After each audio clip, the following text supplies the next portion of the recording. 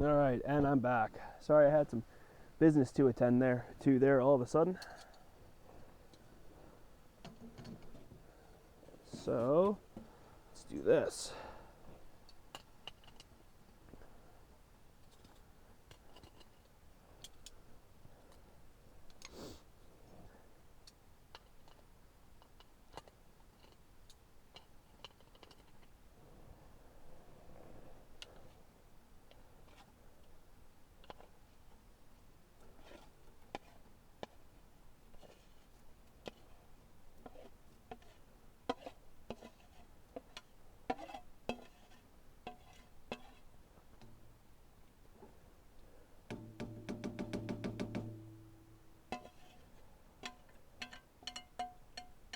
Bring that back up to a boil.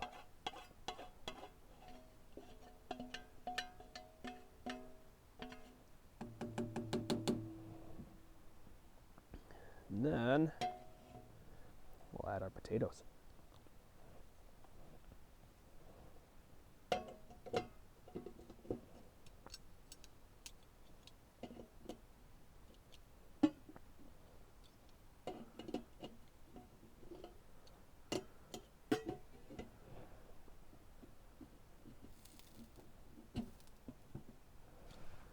Go.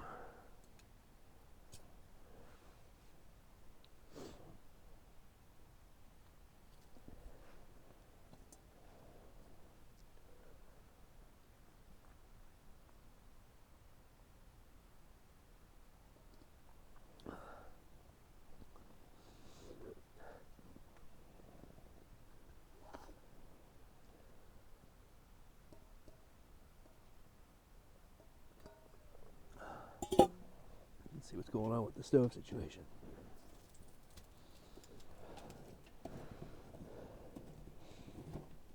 Oh, that's nice.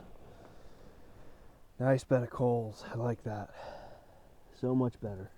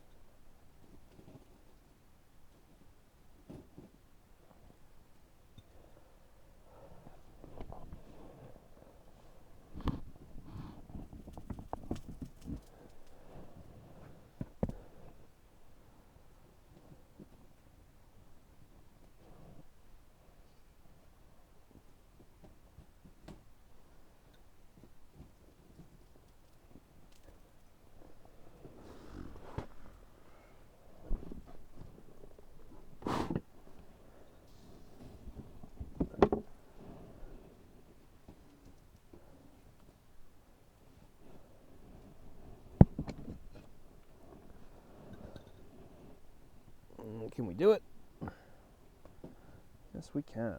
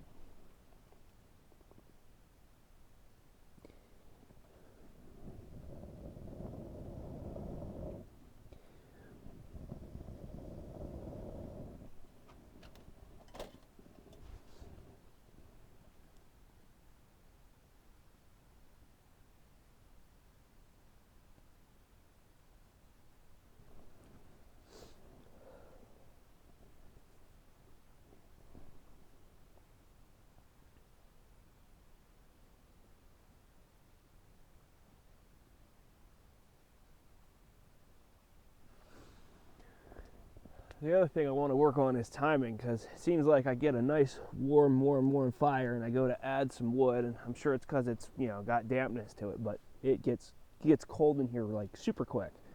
And I'd like to figure out how to at least maintain one temperature. I mean, it doesn't have to be nuclear, you know, like it was earlier. I just, you know, warm. That way I'm not like, oh man, I shouldn't have taken that other layer off, you know. It's the second time that's happened. I'm like, oh man, it's getting cold. But if I leave it on, it's too hot, you know. Can't win for losing.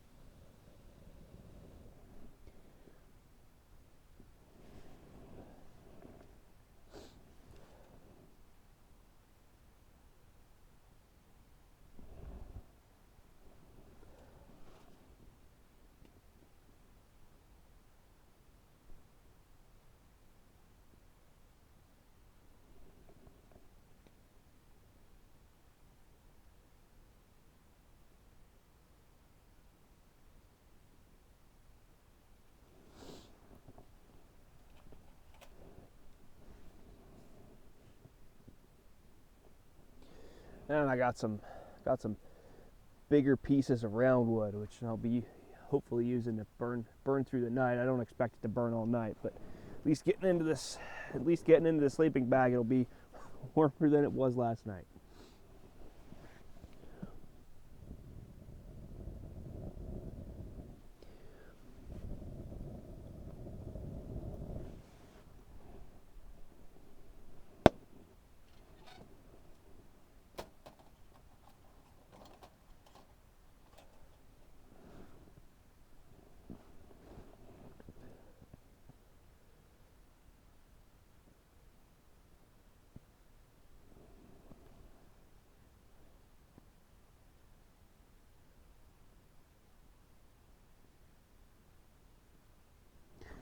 And let's see here, where are the potatoes at?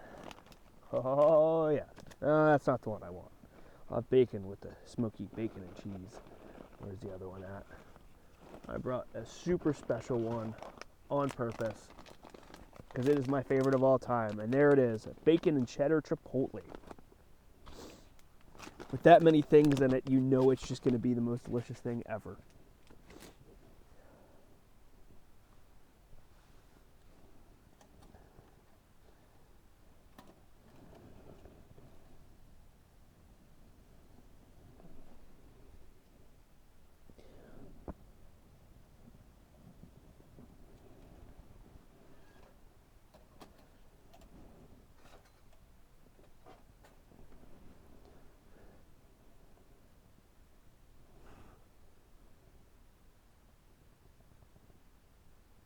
I'd also like to know in the comments what more you'd like to see of, what less you'd like to see of. Again, this is the first time I've done not only winter camping, but I've been on YouTube or made a YouTube video. So I'm learning just like the rest of them. You know, I watch these well-polished YouTube channels, and not even camping, just well-polished YouTube channels in general. And you know, I don't have the time nor the energy to put all the time and effort into that, you know, or all the effort into that. But if there's more stuff you guys want to see, or there's, you know, less things that you want to see, you want to stop hearing me ramble on, tell stories, I get it. You know, like I said, I don't have an issue with criticism. Just don't be a dick.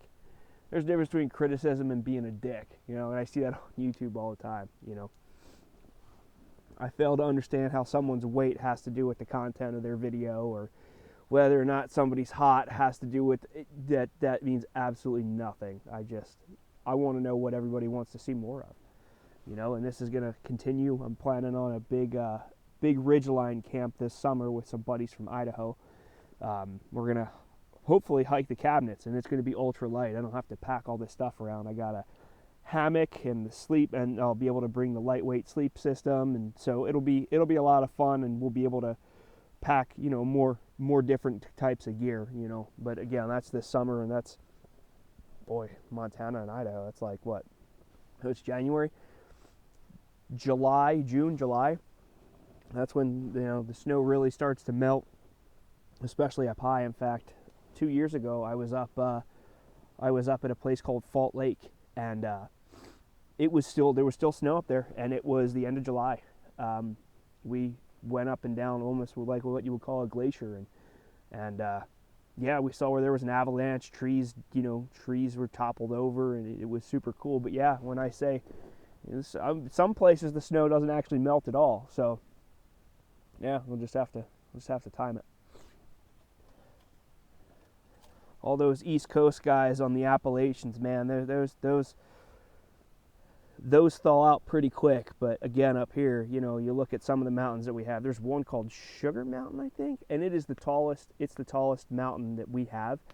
And man, oh man, I mean, starting September, it starts snowing up there. It's crazy. It's super high though, and one of my goals is to hike the entirety, get to the top, and see the area that I live, from the very top of the mountain. I think that'd be awesome, because again, this channel is going to be called Scotch on the Rocks. So, but if you look down there is rocks, so I guess you can call it that.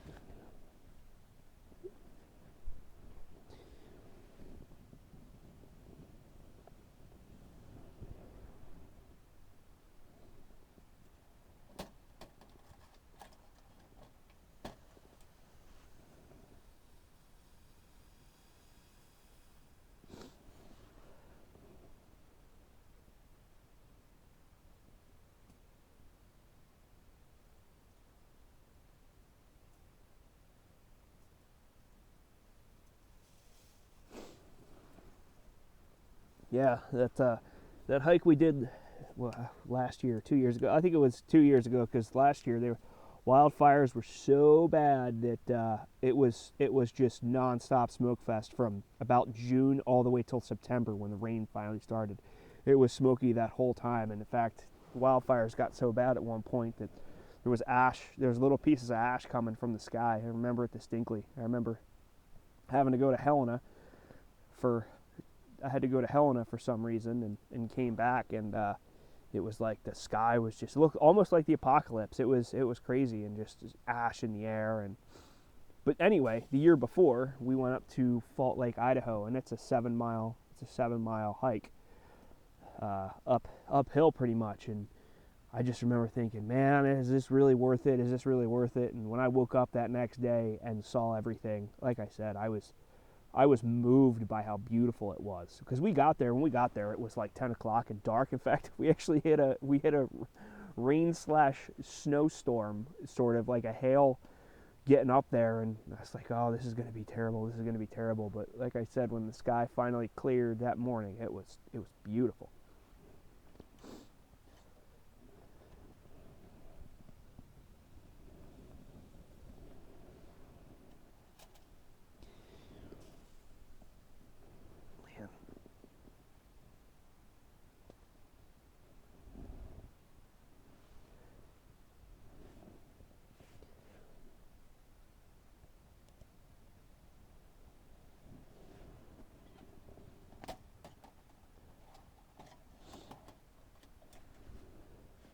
It'll go. I hope. It's going to be a long, cold night.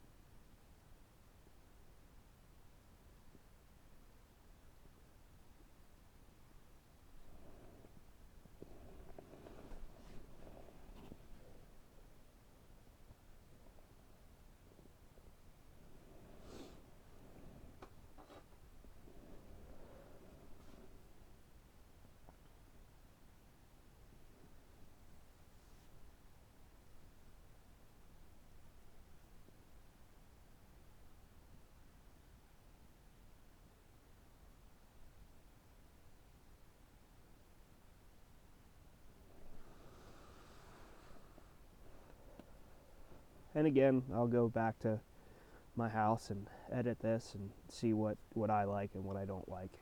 I know there's a lot of lot of downtime footage in here, but you know, it's part of the experience. You just get to enjoy the quiet, man. There's nobody else around. It's really, really nice. No cars going by, just the sound of the river, which is just, yeah.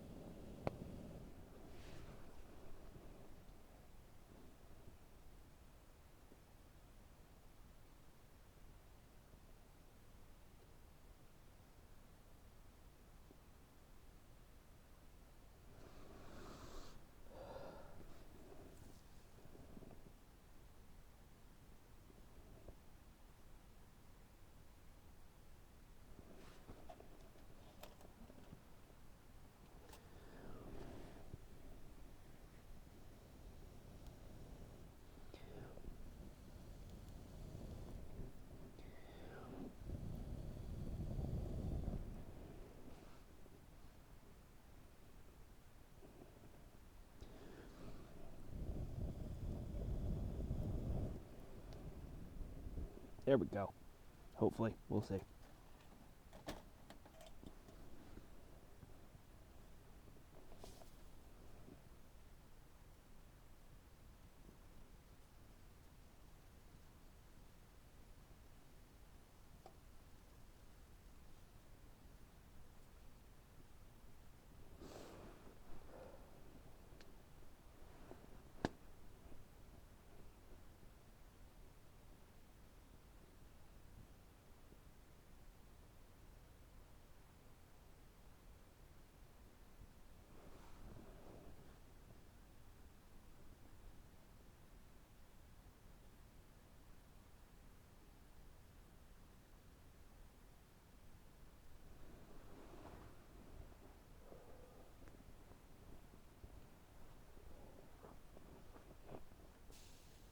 The other thing I feel like I'm severely lacking, which I'm gonna have to figure out a solution to, is a clothesline.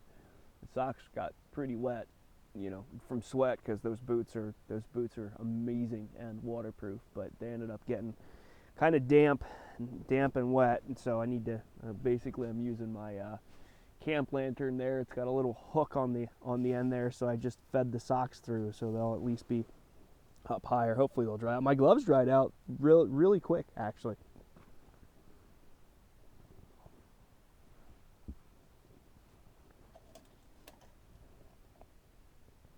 All right, we're going. Slowly but surely.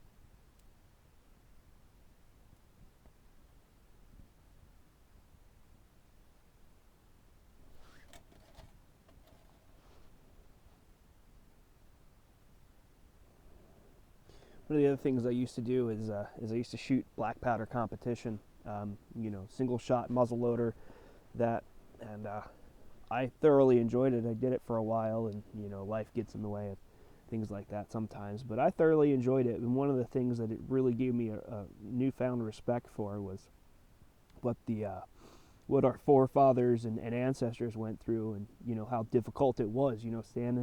Standing in a line and loading it, and then after a couple of shots, you got to figure out how to clean it, or get a small. It was the trials and tribulations that our forefathers and ancestors went through is miraculous. Our quality of life is just amazing. I mean, granted, if you're watching from a third world country like Iraq, I apologize. You guys your quality of life is not that good, or Afghanistan. Got to experience that firsthand. And you guys have my respect. You're just trying to eke out a living, and I got nothing but respect for that. But anyway, getting off track.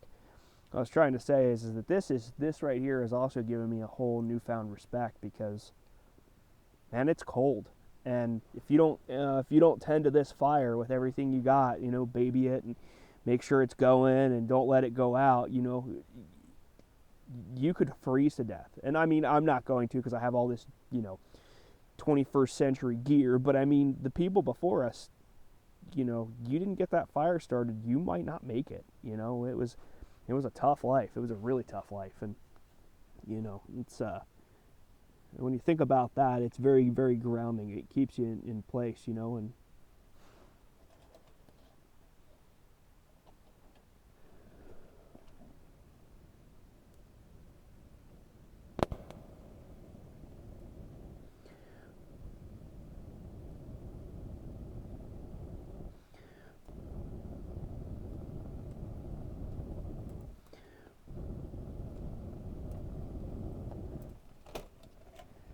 I'm specifically thinking about the Native Americans. I volunteer part-time at a museum, at a history museum, and Native American culture plays a huge, huge, huge part in that. And I think to myself, man, I don't know if I would be able to hack it. I'm pretty used to having Wi-Fi and having a home, and not that they didn't have homes, but life was way harder. You had to go out and catch your own food, and I happen to enjoy sometimes just going to the store and picking up a steak. It's times certainly have changed. And like I said, whenever I go there and I look at the exhibits, or I'm currently helping with a Native American / explorer exhibit for our area, and boy, I'll tell you what, those guys, those guys and gals, they really carved it out. It was not an easy life, not at all.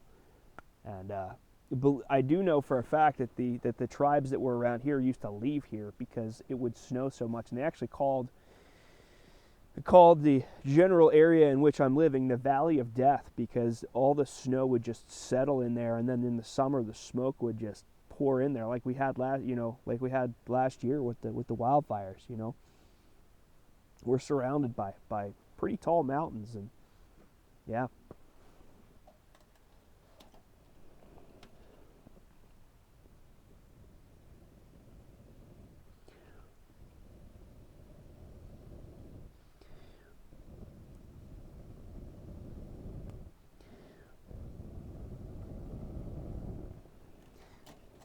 Actually, it might just be easier to tell you. I live in Livy, Montana. It's about 18 miles from the Idaho border. It's about 18 miles east, or no, I'm sorry, it's closer to 25 miles east of the Idaho border, and about 70 miles from the Canadian border. So I'm in northwest Montana. I'm not going to tell you what I do for work, though, because that's just weird. I don't talk about that. I may talk about some things that I do, but we're not going to talk about what I actually do for work, because that's not what this channel's about.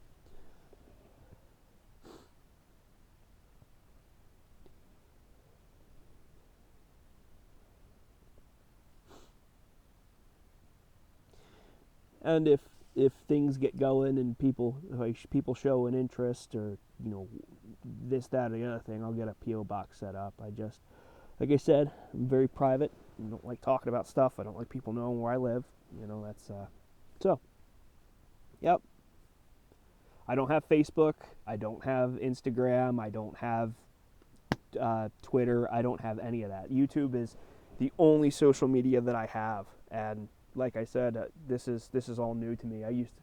I usually just watch YouTube to because I enjoy. I can learn it darn near anything on YouTube.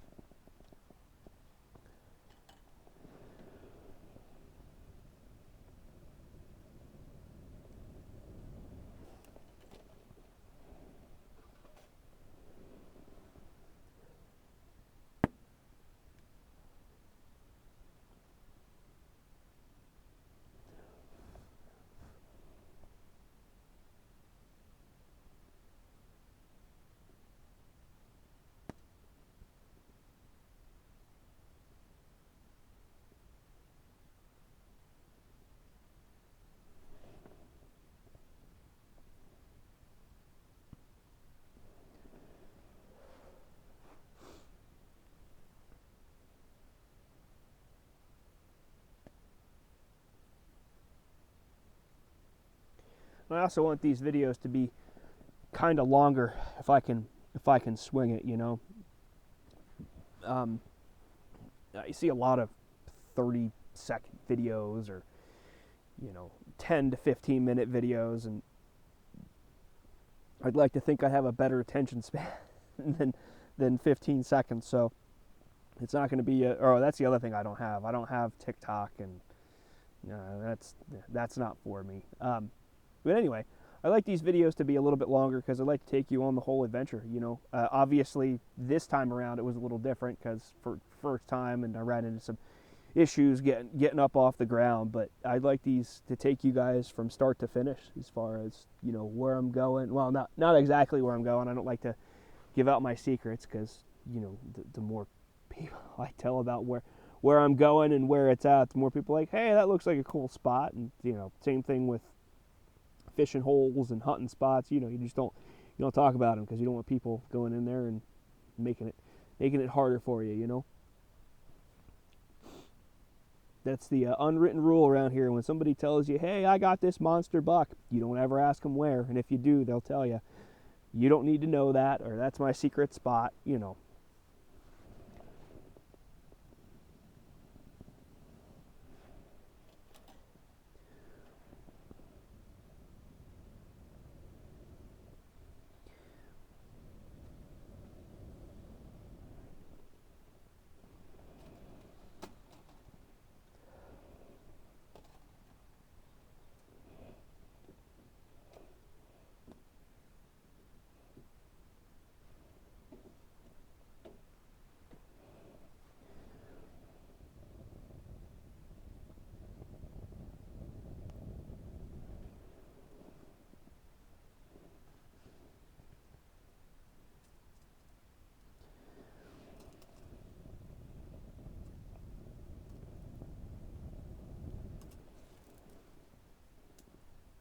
All right, we're gonna have to open up the tent flap here and let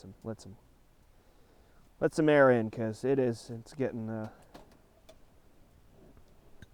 super smoky.